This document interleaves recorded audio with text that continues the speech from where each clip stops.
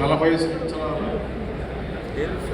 సంగీత దర్శకత్వం సంగీత ప్రపంచంలో తన స్థానాన్ని సంపాదించుకుని ప్రపంచ యాత్రకు బయలుదేరుతున్నటువంటి కోటియట్ పార్టీ సాలూరి కోటేశ్వరరావు గారు కోటి గారికి ఈ సందర్భంగా శుభాభినందనలు తెలియజేయడానికి మీ అందరి తరఫున ఆశీస్సులు అందజేయడానికి ఈ సమావేశం ఏర్పాటు చేయడం జరిగింది.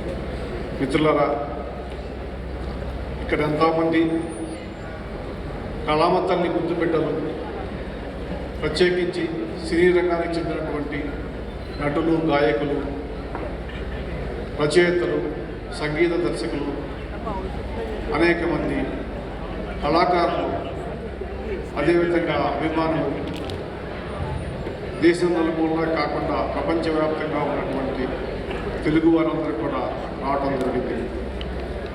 ఈ సందర్భంగా కొన్ని విషయాలు నేను చెప్పదలుచుకున్నాను. సినీ సంగీతం అంటే సంగీతం పేరు వింటే కొంతమంది గుర్తుకొస్తారు, అదేవిధంగా కొంతమంది పేరు వింటే సంగీతం గుర్తుకొస్తుంది.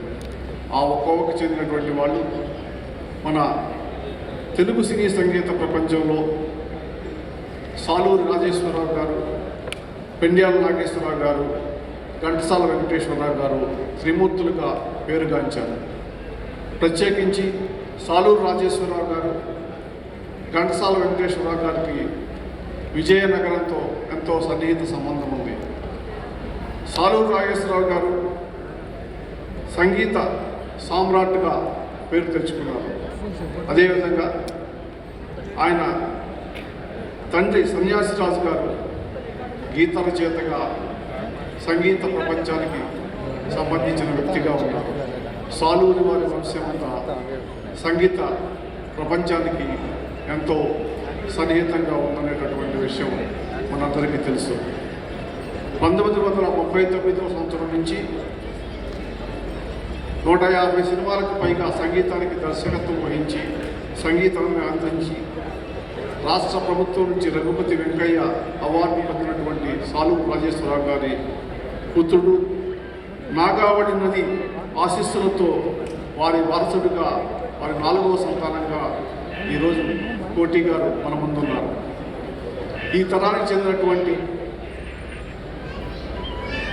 గాయకుల్లో ప్రత్యేకించి సినీ సంగీతాన్ని నిర్వహించడంలో ఆయన అగ్రగణ్యుడిగా నిలిచాడు.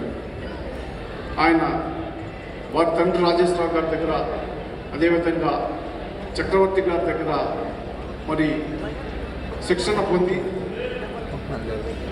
సోమరాజ్ కోటేశ్వరరావు గారి కోటిరాజ్ అనేటటువంటి వారిద్దరూ అత్యంత సన్నిహితంగా అనేక దశాబ్దాలుగా వందల చిత్రాలకు సంగీతాన్ని అందించారు. తరువాత మరి కోటి గారు సొంతంగా సినిమాలకు సంగీతాన్ని అందించడం మొదలుపెట్టారు. వారికి మధ్యవతి, శివరంజని, హిందోళి ప్రియమైనటువంటి రాగాలు.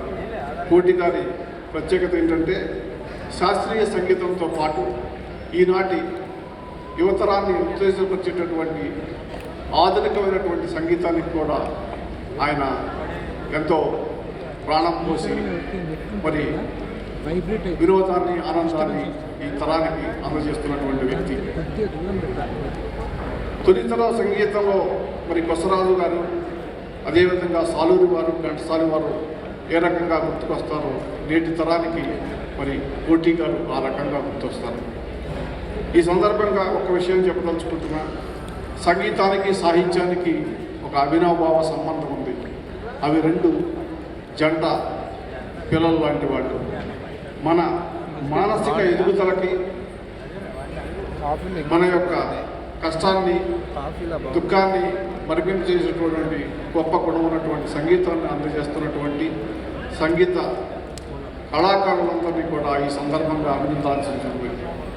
ఏదైనా తెలుగు పాట వింటే దాంట్లో ప్రతి పదం, అదేవిధంగా తెలుగు సంగీతం అంటే దానిలోని ప్రతి వాయిద్యం యొక్క ప్రత్యేకత వినేటటువంటి అదృష్టం మా తరానికి దక్కింది. కానీ నేడు అటువంటి పరిస్థితి లేదు. అయినప్పటికీ కూడా మరి ఈరోజు పాతతర సాంప్రదాయాలను కొనసాగిస్తూ అధునాతనమైనటువంటి సంగీత కార్యక్రమాలను అందిస్తూ ప్రపంచవ్యాప్తంగా అనేక దేశాలలో మరి కీర్తి ప్రతిష్టలు కాంచి ఆస్కార్ అవార్డులు కూడా సిద్ధపడుతున్నటువంటి తెలుగు సినీ రంగాన్ని ప్రత్యేకించి మరి తెలుగు సాహిత్య సినీ సాహిత్య సంగీత రంగాన్ని ఈ సందర్భంగా అభినందిస్తున్నాను. అంతేకాదు మరి ఈ ఘనమైనటువంటి సంగీత సంపదను మనకు అందించినటువంటి మహనీయులందరికీ ఈ సందర్భంగా వందనాలు సమర్పిస్తూ మరి మన భాషా సంస్కృతుల యొక్క అభివృద్ధి కోసం వాటి యొక్క గొప్పతనాన్ని తెలియజేయడం కోసం ఈరోజు ఈ 4840 అనేటటువంటి కార్యక్రమాన్ని మొదలుపెట్టి తర్వాత 40 సంవత్సరాల సంగీత ప్రస్థానాన్ని పురస్కరించుకొని 40 మంది కళాకారులతో 40 దేశాల్లో 40 గీతాలతో సంగీత ప్రియులను పురోతలించేందుకు శ్రీ కోటి గారు ఉపకరించారు. ఇది ఒక అసాధారణమైనటువంటి కార్యక్రమం.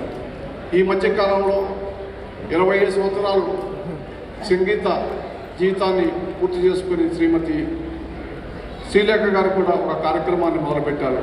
వారిని కూడా అభినందిస్తున్నాను. అది కోటి గారి యొక్క కార్యక్రమం ఈ విజయవంతం అవ్వాలని తెలుగు జాతి, తెలుగు భాష, తెలుగు సంస్కృతి, తెలుగు సంగీతాలని ప్రపంచ వినియోగంలో కీర్తి పతాకను ఎగురవేయాలని ఆ భగవంతుడు ఈ యొక్క కోటి గారికి ఆశీస్సులు అందజేయాలని చెప్పి మనమందరం ఆయనకు అండదండలుగా నిలబడాలని, ప్రపంచవ్యాప్తంగా ఉన్నటువంటి తెలుగు ప్రజలందరూ వారు ఆశీర్వదించాలని చెప్పేసి కోరుకుంటూ వారి యొక్క ఈ జయంతుల యాత్ర అద్భుతంగా జరగాలని, మరి ముగింపు రోజు మళ్ళా మనం అందరం ఇక్కడ కలిసి ఒక గొప్ప అభినందన సభ జరుపుకునేటటువంటి అవకాశం కూడా కలుగుతుందని ఆశిస్తూ ఈ కార్యక్రమాన్ని మరి అత్యంత వ్యయ ప్రయాసాలకు వచ్చి కార్యక్రమంలో మరి మాధవరావు గారు ప్రియమిత్రులు, అదేవిధంగా ప్రొడ్యూసర్ అండ్ ఆర్గనైజర్ ఆఫ్ 4840 ఐజీపీఎల్ సంస్థ అధ్యక్షులు శ్యామ్ గారికి, మరి రాజు గారికి, ఇతర